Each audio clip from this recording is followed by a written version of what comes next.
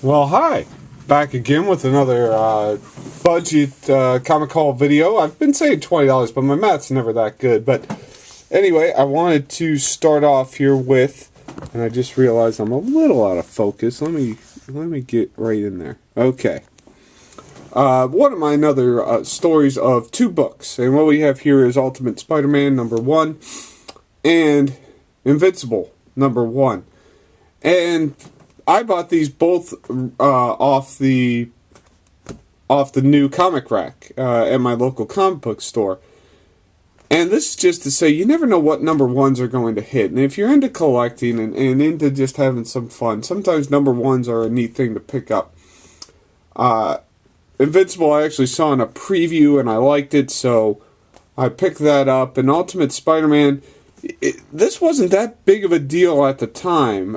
Spider-Man was kind of on a downswing. It was right around when the first movie was coming out, a little bit before that. And no one really cared about Spider-Man anymore. So they did this revamp, and it was actually supposed to be for younger readers. So of course that didn't sit well with a lot of folks. But it turned out Brian Michael Bendis, Mark Bagley did a great job, and it became a really well sought after book. And it had, for a Spider-Man #1, had such a low print run, became real popular. Still a very popular book. And Invincible #1 had a small print run, and it's been one of those books that is valuable, but has been gaining value, of course, with the fame of Robert Kirkman. This was put out before Walking Dead. I'm not a big Walking Dead fan. I have nothing against it, but just not my cup of tea. But this series is great. I've read almost every issue, and it's just a tremendous series. So, worth getting into. But again, this is just an illustration to say, if you just happen to want to pick something up, look at the #1s and think, what might be worth something down the line. So, and here's just another little story. This is, of course, Uncanny X-Men 141. I picked this up, maybe 20 years ago for $6. And this was one of those books that was always a minor key. Days of Future Past story, first appearance of Rachel Summers, first appearance of the new Brotherhood of Evil Mutants, that introduced Avalanche and Destiny and Pyro. So a lot of C-level characters, C-plus level characters introduced here. Major storyline within the X-Men universe. But for a long time, it was never really one of these major books. It was a good book. It just wasn't something that had a lot of value or a lot of thought behind it. It was just one of those always nice to have books. Like I said, I picked it up for $6. Now, just finding it somewhere is hard. So, if you happen to come across solid books, for a good price, it's worth picking up because you never know what they might be turned into later. If it's a storyline people like or love, it's worth picking up. And we're going to illustrate that with our next book. And this is in the dollar bin now. I actually did get this off the newsstand, but this is in the dollar bin. And this is New Avengers 31. And this is where the Secret Invasion storyline starts. Hopefully this isn't a spoiler alert for anywhere. This book's like 7 years old. But as you can see here, Ronan Echo kills Elektra. Turns out Elektra's a Skrull. And thus begins the Secret Invasion. So, who knows if that's ever going to become something. It has been used in the cartoon, but who knows if it will be something in the movies. But worth getting. Like I said, you can find this in the dollar bin, and it's never really been a super, even when Secret Invasion was going on, not a super valuable book. But worth getting, and that goes with this. This says $8 on the comic, but it was on sale. I think I got it for $5. OMAC #1 in pretty good shape. This was again when the OMACs made their reappearance during the Infinite Crisis storyline. This was a big book to have, but has really cooled off. It's a great, weird Jack Kirby book. Like I said, apparently now it's not that big of a deal. So, if you happen to come across it in the wild, as they say, it might be worth picking up and holding on to. And it's just a fun and interesting. Jack Kirby puts out really weird and fun characters anyway, so it's worth picking up. This is Doctor Strange 62. I got this for $1. This has always been an undervalued, interesting book. I wouldn't say necessarily it's a key book, but it's an interesting book. This is the death of Dracula and all vampires in the Marvel Universe, and this stuck for some time. Doctor Strange does some kind of encampment, and all the vampires die. It's kind of been forgotten about, but it was one of those books that was just always kind of fun to have, and I actually recently picked this up for $1, just seeing it in a long box and remembering what it was.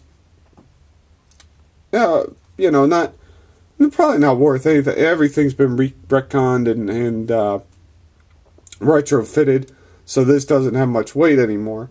But it's neat to think that at one time there were no vampires in the Marvel Universe. And here's another one that's in the $1, $2 range. This is Avengers 263, and this is the return of Jean Grey and the beginning of X Factor. And this was a big book for a while, not huge amounts, but it'd go for $5, $10 easy back in the early 90s, mid 90s. Interesting to pick up. Jean Grey was a shock when they killed her off. This was kind of a neat return. You didn't know exactly what was going to happen, and it's just kind of an interesting book to pick up and have a part of your collection. So, and believe it or not, I think this is also one of the Scourge killings, which I talked about Scourge of the Underworld way back in one of my first videos. I think Melter dies in this. I think Melter's killed in this by Scourge. And now we're into some hunches. This is Amazing Fantasy number 10. This is a $1 book. Even though it says 3, I got it for $1. And this is the first appearance of Vampire by Night, where I believe she's a mixture of both werewolf and vampire. It's kind of a cool book. With Marvel going on this supernatural kick, you look at interesting supernatural characters, and this is a good one to have. Who knows what it might be. This is Avengers 72. I got this for $8. This is the first appearance of the Zodiac. They made a sort of appearance in the Peggy Carter short film with Iron Man 3, where it was a vial of something, but with the series being renewed and as Agents of S.H.I.E.L.D., this could possibly be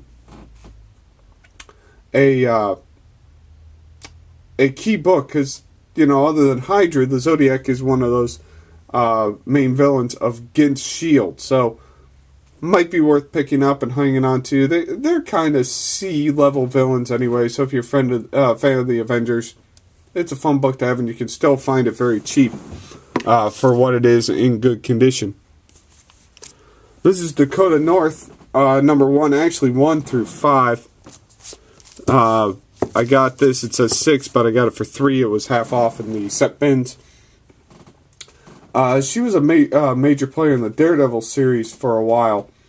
So with the Daredevil TV series coming out, she might show up. She's an interesting character. I think she's like a fashion model, private eye type person. So, worth having, just sticking in the long box, seeing what's happening. This is Annihilation Conquest number 1. Another hunch book here. They're saying that the Guardians might play a role in Avengers 3, the films. And the way they might tie together is this storyline. Is this, again, hope isn't a spoiler alert. This book's like 8 years old, 7 years old. But this is where it's revealed that the Phalanx are being controlled by Ultron. So if you want to combine Avengers, where Age of Ultron we know is the next movie, and so forth, if you want to combine those two universes, this might be a way to do it. And this series has gotten a little heat and a little press because this is where the new Guardians of the Galaxy is formed out of. As you can see, Star-Lord on the cover right there. But like I said, maybe worth picking up, worth holding on to. 3-4 years down the line, this might be a real hot book. So, alright, that's it for now. Like if you like. If not, I'll still put out another one. Bye.